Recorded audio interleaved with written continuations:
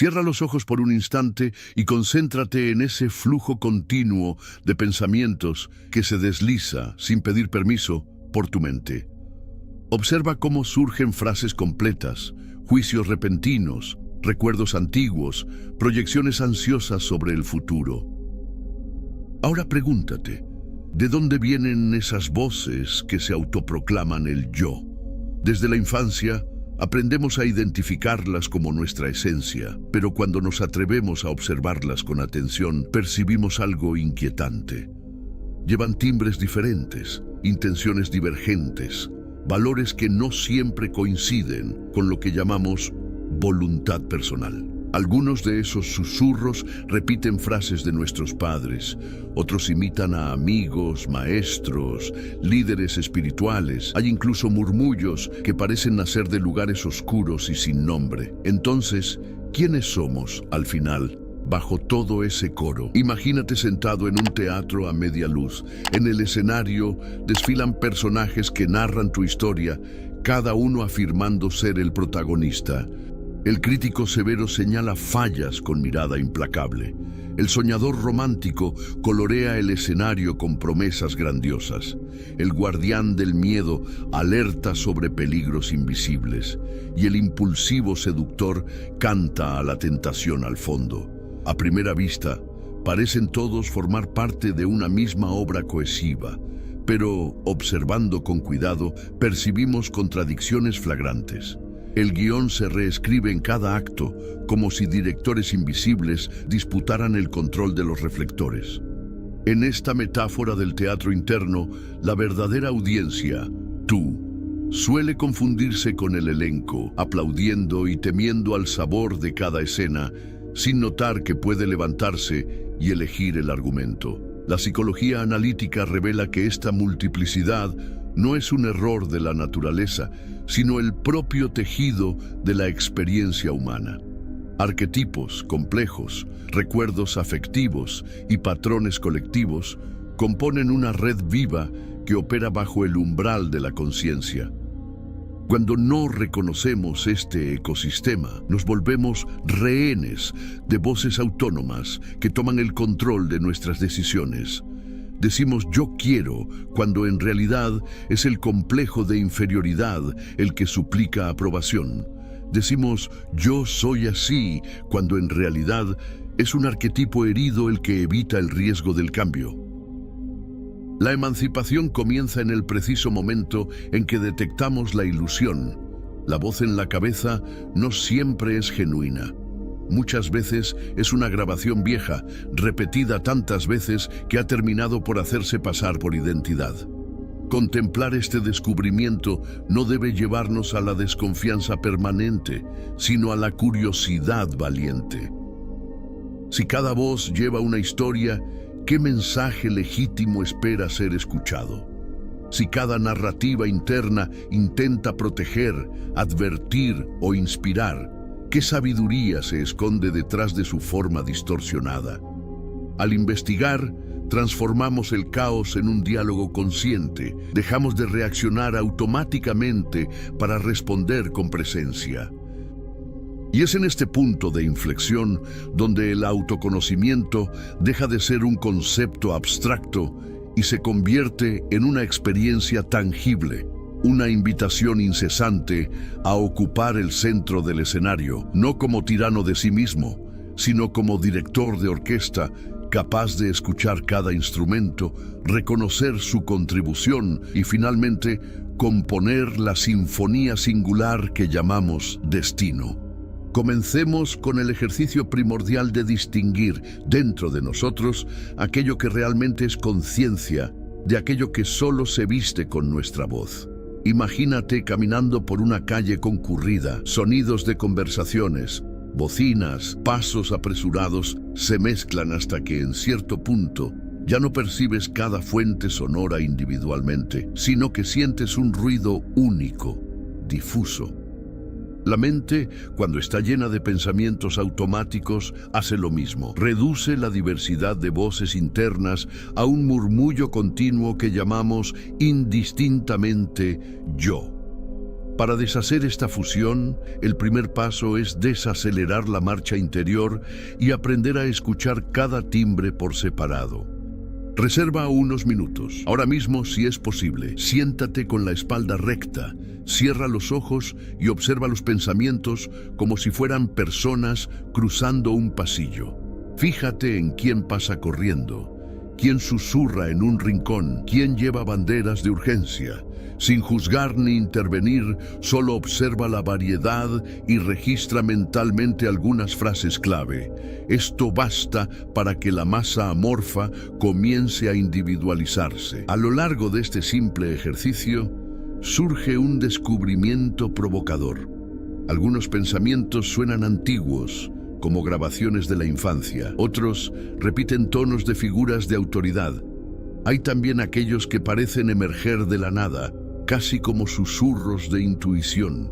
Reconocer que estos registros no pertenecen todos al mismo agente es el principio de la libertad. Es aquí donde la psique se revela múltiple, tejida por complejos que funcionan como pequeñas personalidades autónomas, cada una programada para proteger, advertir o satisfacer deseos específicos. Cuando no percibimos esta multiplicidad, terminamos obedeciendo ciegamente al complejo que grita más fuerte, creyendo que es voluntad propia lo que, en realidad, es un reflejo condicionado. Al escuchar los timbres con atención, percibimos matices. La voz ansiosa habla rápido, la crítica es hiriente, la creativa es ligera, la cuidadora es suave. Identificar la firma vocal de cada parte permite poco a poco liberarnos de la tiranía del automatismo. En este punto, muchas personas preguntan, pero si no soy esas voces, ¿qué soy yo entonces? La respuesta no emerge como una definición intelectual, sino como una experiencia de presencia que observa el conjunto sin ser arrastrada. Cuando consigues percibir un pensamiento y reconocer esto es una voz, no soy yo, algo permanece detrás, silencioso, testimoniando. Este observador, en la psicología analítica, se acerca a lo que llamamos el self, el centro organizador de la psique, capaz de integrar todas las fuerzas sin confundirse con ninguna. El hecho de que puedas notar la voz ya indica que existe algo más allá de ella. Esta percepción inaugura un espacio interno donde las elecciones reales pueden ocurrir. Pasemos ahora a un ejemplo cotidiano. Imagina que recibes una crítica en el trabajo. Inmediatamente surge un pensamiento que dice, soy incompetente. Si estás identificado con esa voz, sentimientos de vergüenza y retracción te dominarán. Quizás evites desafíos que podrían impulsar tu carrera. Sin embargo, si ya has entrenado la audición interna, reconocerás que quien habla es el complejo de inferioridad, no tú. Al nombrarlo, se abre un intervalo entre el estímulo y la reacción. En ese intervalo, el self puede evaluar, ajustar emociones y responder con madurez. La diferencia entre reaccionar y responder está precisamente en la habilidad de discernir al locutor interno antes de dejar que él determine la acción. Otro punto esencial es percibir cómo el cuerpo participa en esta conversación. Cada voz provoca reacciones somáticas distintas, opresión en el pecho, tensión mandibular, ligereza en la respiración. Al conectar la sensación física con el pensamiento correspondiente, fortalecemos la capacidad de identificación. Si la voz del miedo comprime el estómago, esa contracción se convierte en una señal de alerta para investigar el discurso que sigue. El cuerpo, por lo tanto, se convierte en un aliado en el mapeo de los locutores internos, ofreciendo pistas donde la mente, sola, podría equivocarse. Para consolidar el aprendizaje, propongo un ritual vespertino sencillo. Antes de dormir, anota 3 pensamientos dominantes del día y caracterízalos: crítico, ansioso, alentador, junto con la reacción corporal sentida. Luego, escribe una respuesta consciente a cada uno. Estarás cada noche entrenando la mente para separar al narrador de la narrativa, devolviendo al self la dirección de los acontecimientos internos. Con el tiempo, esta práctica debilita el automatismo y te confiere la habilidad de elegir qué voz merece tener el micrófono abierto y cuál debe ser escuchada solo como consejo consultivo.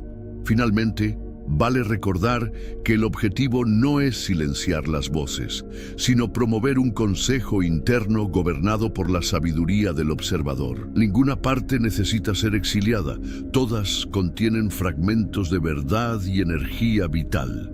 Cuando son reconocidas, incluso las voces más negativas se transforman en colaboradoras, ofreciendo datos sobre límites, necesidades y potencialidades.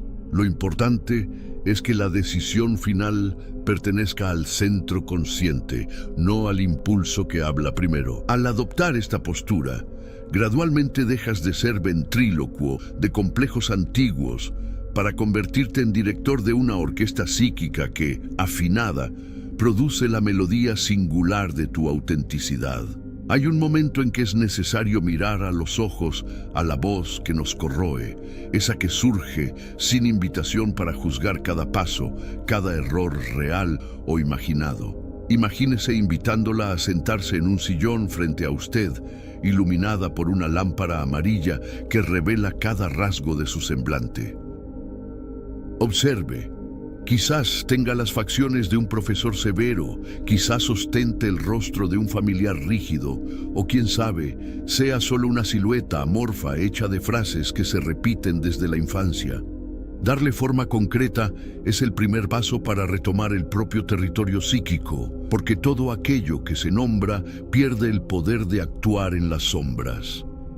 Mientras esa voz permanece difusa, se confunde con la conciencia y dicta el relato como si fuera una verdad absoluta. Pero, ante una imagen nítida, transformada en personaje, revela sus motivaciones, sus miedos y, sobre todo, sus limitaciones de perspectiva.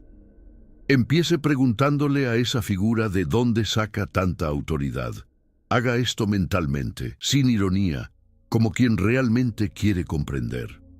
Muchas veces, la respuesta vendrá cargada de recuerdos, castigos recibidos por haber fallado, críticas escuchadas cuando aún no tenía recursos para defenderse. Note que el crítico interno rara vez se actualiza, habla el idioma del pasado, apegado a parámetros de perfección que ya no se aplican a las circunstancias presentes. Cuando siente el corazón acelerarse al cometer un error trivial, no es el adulto de hoy quien tiembla, sino la niña o el niño que aprendió que errar costaba afecto o seguridad. Al reconocer esta diferencia temporal, crea grietas por donde la autoconsideración puede penetrar. Luego, investigue el cuidado disimulado tras el veneno. Pregunte, ¿qué intentas proteger en mí? Esta simple pregunta transforma al crítico de verdugo en potencial aliado, pues revela la intención de evitar el rechazo, el fracaso o la vergüenza. Al escuchar esa intención, agradezca mentalmente. Entiendo que quieres protegerme, pero hay otras maneras de mantenerme a salvo. La voz, ahora vista, se escucha respondida por primera vez y tiende a bajar el tono. Este diálogo interno inaugura una nueva jerarquía psíquica. Usted pasa de acusado a juez compasivo, capaz de acoger pruebas sin dejarse esclavizar por ellas.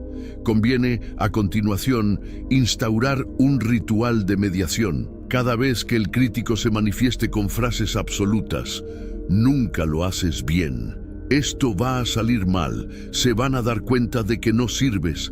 Responda con preguntas abiertas, nunca, siempre. ¿En qué basas eso?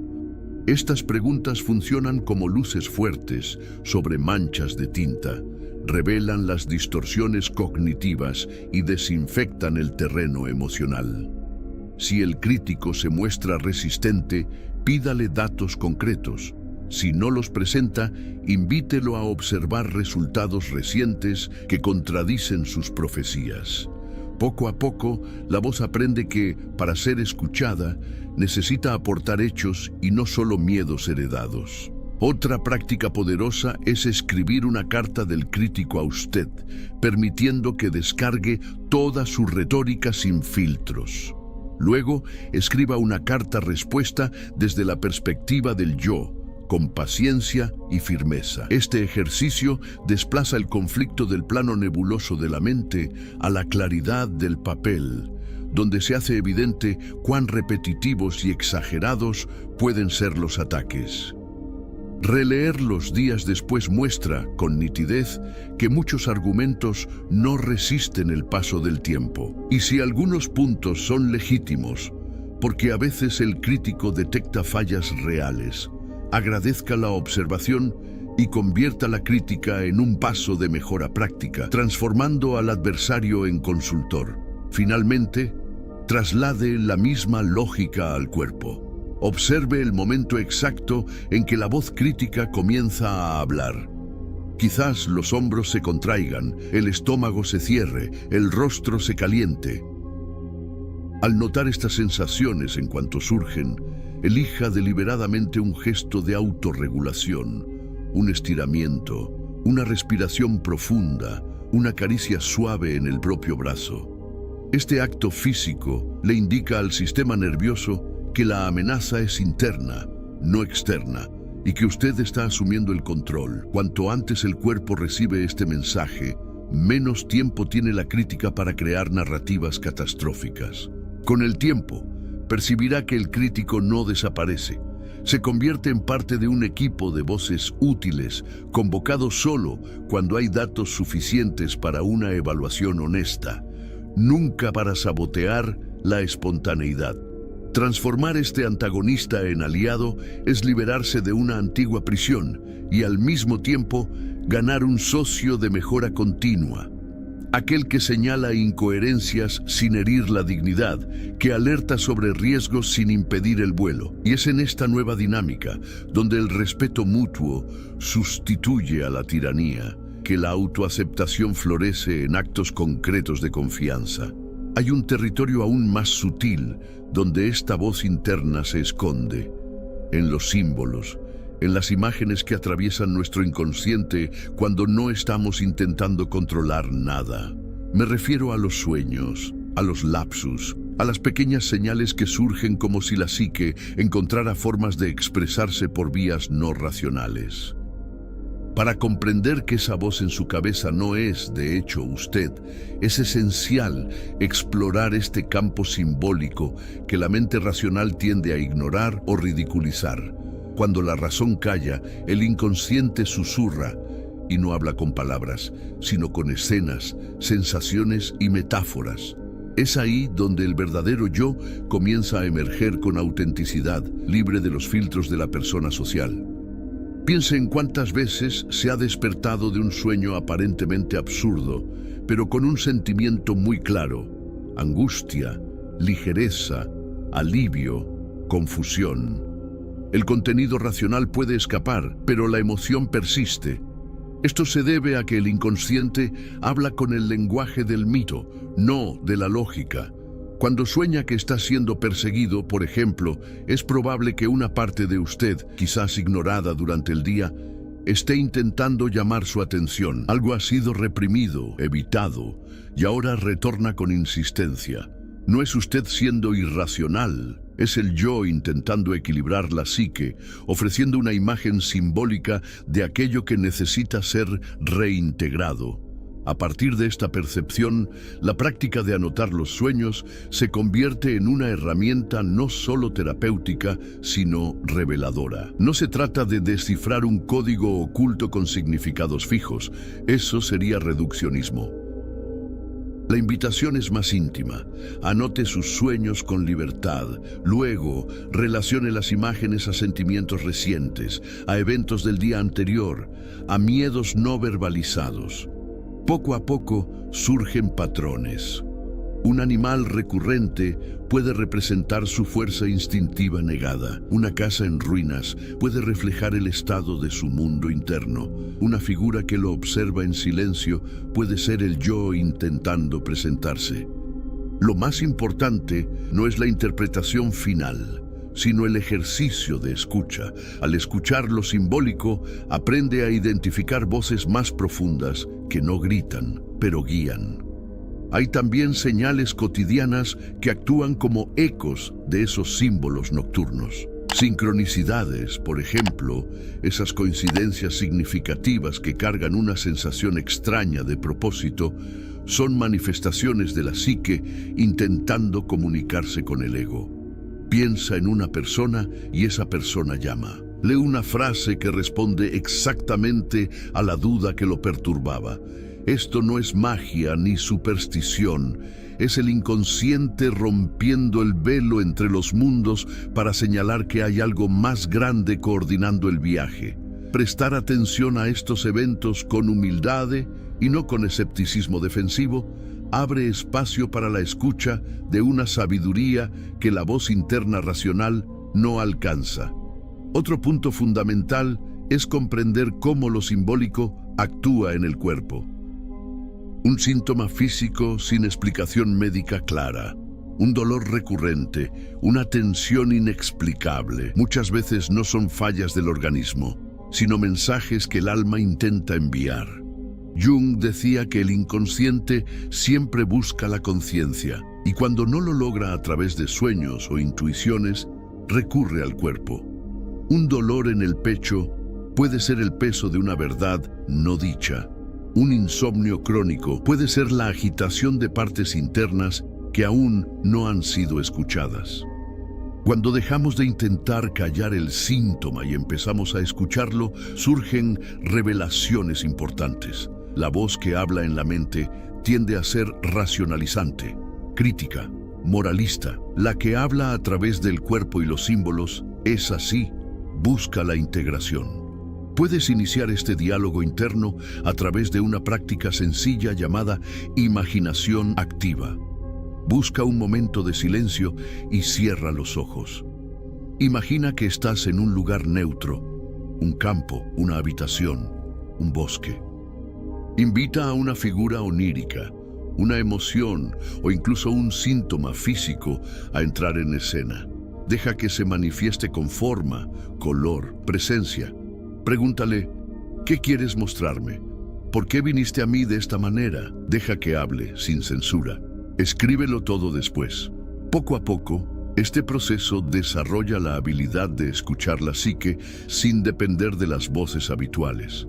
Esas que siempre traen los mismos argumentos, los mismos miedos, los mismos mandatos. En el fondo, la cuestión no es solo si esa voz eres tú o no. La verdadera pregunta es, ¿estás dispuesto a descubrir quién más habita tu mundo interno? ¿Estás listo para dejar ir el control absoluto y permitir que otras dimensiones de tu conciencia participen en la construcción de tu vida? Porque cuando eso sucede, la experiencia de vivir deja de ser una repetición automática de patrones y se transforma en un diálogo constante con el alma. Y este diálogo, cuando se cultiva con honestidad, nos aleja de las ilusiones y nos acerca a la esencia, aquella que no necesita imponerse con gritos porque se reconoce en el silencio. No se trata de interpretar los sueños de forma mecánica, como quien consulta un diccionario de símbolos, sino de relacionarse con ellos como si fueran cartas enviadas por una parte profunda de ti mismo. Al despertar, antes incluso de levantarte de la cama, reserva unos minutos para escribir todo lo que recuerdes, sin censura. Después, léelo en voz alta, siente lo que las imágenes provocan. Pregúntate, ¿esta situación onírica se conecta con algo que viví ayer? ¿Representa algún conflicto interno? ¿Algún deseo que he estado ignorando? Poco a poco, notarás que ciertas figuras se repiten, ciertos escenarios vuelven con pequeñas variaciones. Estas recurrencias son pistas, revelan temas centrales de tu viaje psíquico. Paralelamente, empieza a observar también los pequeños eventos de la vida despierta que parecen coincidencias significativas. Jung llamó a esto sincronicidad. Cuando algo en el mundo externo refleja con exactitud algo que está sucediendo dentro de ti. No son milagros ni magia, Son señales de que el inconsciente busca contacto, quiere participar de la conciencia. Una canción que suena justo en el momento en que pensabas en alguien, un animal que aparece inesperadamente en tu camino, una conversación escuchada por casualidad que responde una duda íntima. Todo esto son manifestaciones simbólicas, formas en que la psique intenta dialogar contigo sin pasar por el filtro del pensamiento lógico. ¿Y por qué todo esto importa cuando hablamos de la voz en la cabeza? Porque muchas veces esa voz se afirma con tanta autoridad, tanto convencimiento, que solo la introducción de un elemento simbólico es capaz de relativizarla. Cuando la mente dice, estás atrapado, no hay salida, un sueño de alas puede contradecir esa sentencia con belleza y fuerza. Cuando la mente insiste en que estás solo, aparece un símbolo de conexión. Un abrazo en un sueño, una visita inesperada, una imagen que conmueve. Lo simbólico no discute con la voz interior, la desestabiliza suavemente, como quien baila en vez de gritar. Y es en esa danza donde la conciencia se expande.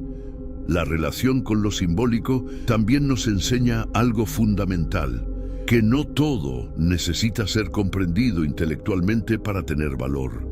A veces, la simple contemplación de una imagen provoca un cambio.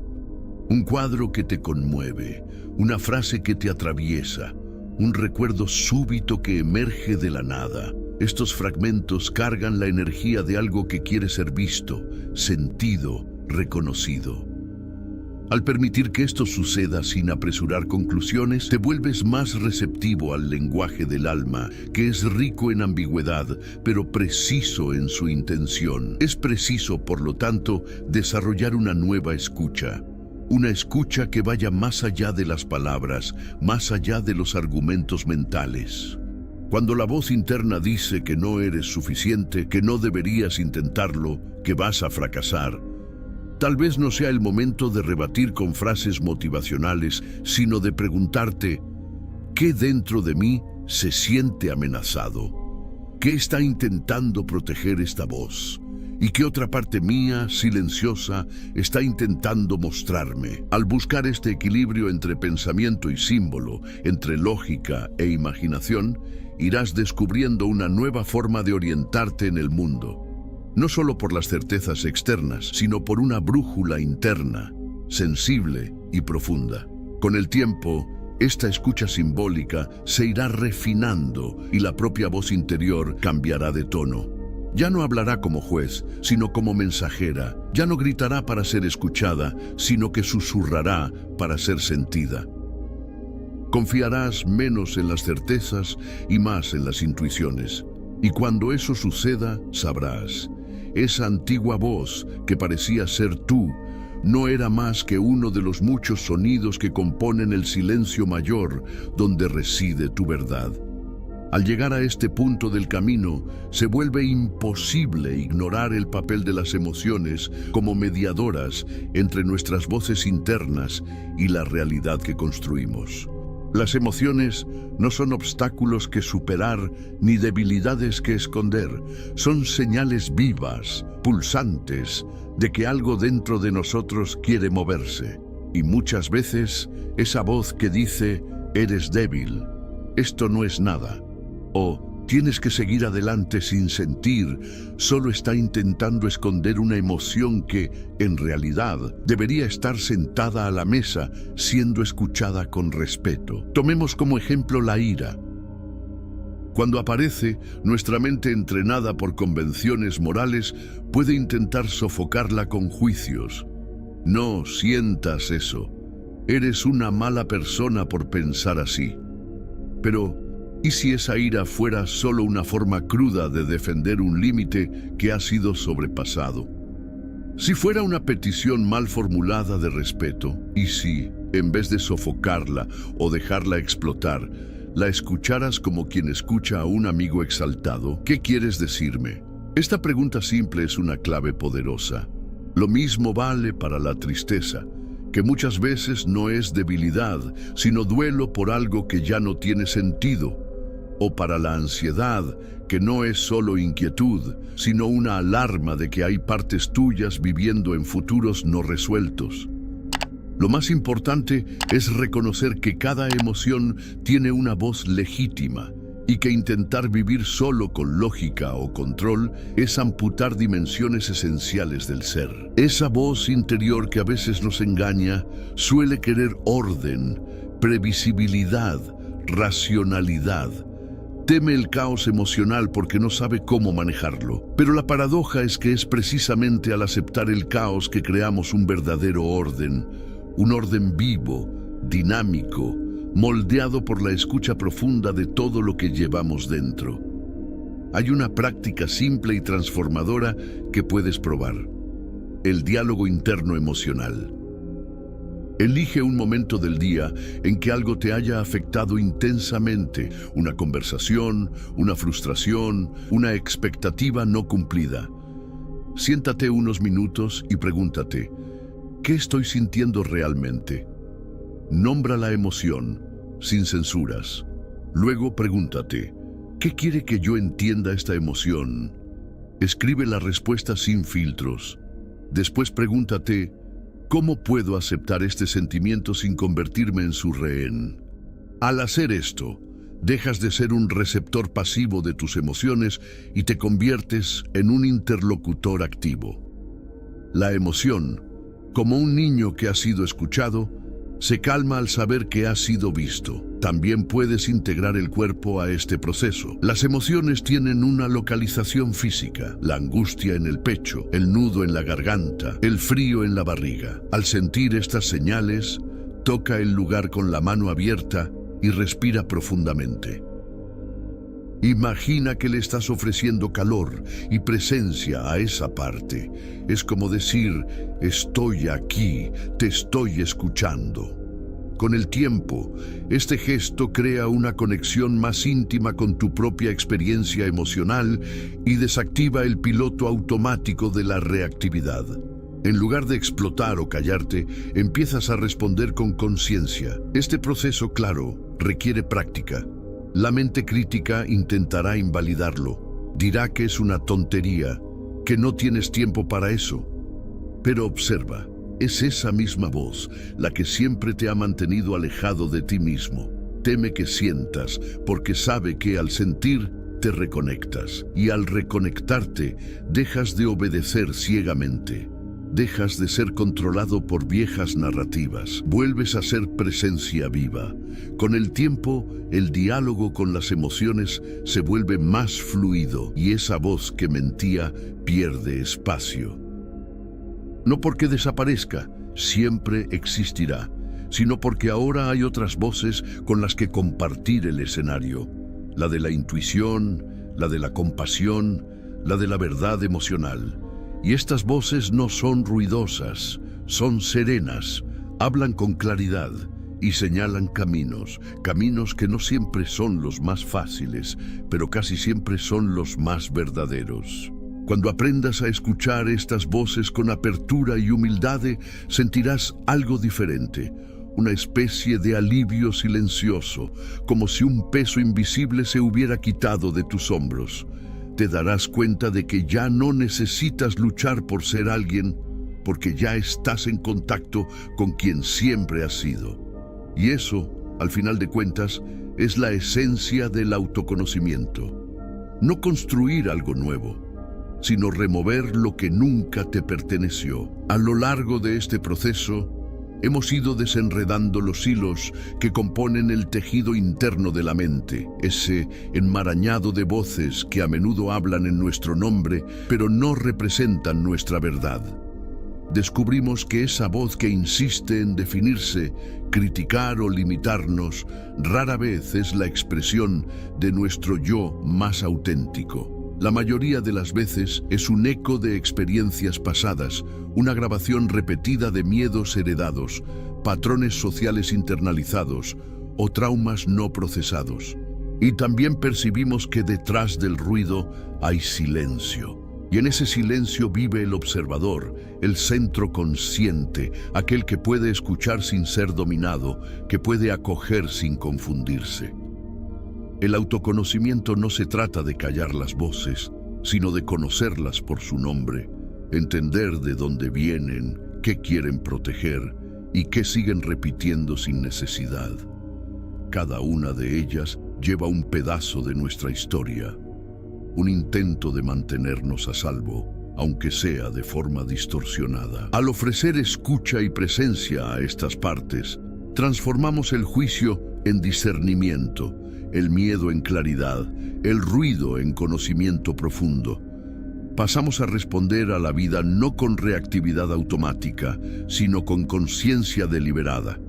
Y esa es quizás la mayor conquista de todas, dejar de ser efecto de lo que sentimos y pensamos para convertirnos en causa de lo que elegimos vivir. Esta transformación no ocurre de golpe. Se da poco a poco en los gestos cotidianos de atención, cuando respiramos profundo antes de reaccionar, cuando escribimos lo que sentimos en lugar de ignorarlo, cuando soñamos y en lugar de olvidarlo, nos preguntamos, ¿qué me está tratando de decir mi alma? Con cada acto de escucha volvemos más a casa y con cada regreso sentimos menos necesidad de seguir órdenes internas que ya no tienen sentido. La libertad que buscamos afuera, en los logros, los aplausos, los patrones de éxito, comienza a percibirse como algo que siempre estuvo a nuestro alcance, un estado de alineación con lo que es más esencial en nosotros. ¿Y qué es esencial en nosotros? No es la perfección, ni el control, ni la certeza. Es la capacidad de estar presente, de observar, de integrar. Es la valentía de escuchar todo lo que somos, incluso aquello que evitamos por miedo a lo que encontraremos. Porque paradójicamente, es en el encuentro con esas partes olvidadas que encontramos también nuestro poder más genuino. Y ese poder no grita, no se impone, simplemente existe, silencioso, pero firme, como una raíz profunda que sustenta incluso ante las mayores tormentas. Así que, al despedirte de este momento de reflexión, lleva contigo una nueva disposición, no para vencer a la voz en tu cabeza, sino para conocerla con profundidad y humanidad. Y conociéndola, devolverle lo que pertenece al pasado para vivir el presente con mayor plenitud. Porque tú no eres lo que piensas, tú eres quien escucha. Y al escuchar con conciencia, recuperas el derecho de escribir tu propia historia, ya no dictada por voces ajenas, sino guiada por tu presencia, por tu verdad y por aquello que en ti no miente, el silencio claro de tu yo más profundo.